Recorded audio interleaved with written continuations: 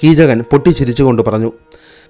നിന്നെ എനിക്ക് വേണമെങ്കിൽ എനിക്ക് അതിനായി നിന്റെ സമ്മതം കാത്തു നിൽക്കേണ്ട കാര്യമില്ല. ഞാൻ സേനാപതിയാണ്. ഒരു മഹാസൈന്യം എൻ്റെ വിരൽത്തുമ്പിൽ അച്ചടക്കത്തോടെ നിൽക്കുന്നു. ആ എനിക്കാണോ നിന്നെ സ്വന്തമാക്കുവാൻ പാട്?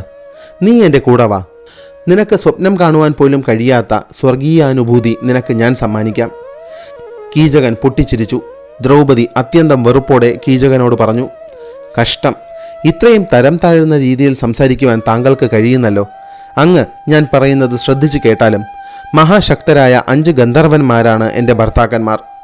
എന്നെ ഏതെങ്കിലും രീതിയിൽ ശല്യപ്പെടുത്തുവാൻ ശ്രമിച്ചാൽ അവർ താങ്കളെ വകവരുത്തും.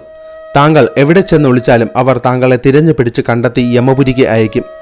അവരുടെ ക്രോധമാകുന്ന പ്രളയാഗ്നിയിൽ നിന്നും രക്ഷപ്പെടുവാൻ അങ്ങയ്ക്ക് പിന്നെ കഴിഞ്ഞെന്ന് വരില്ല.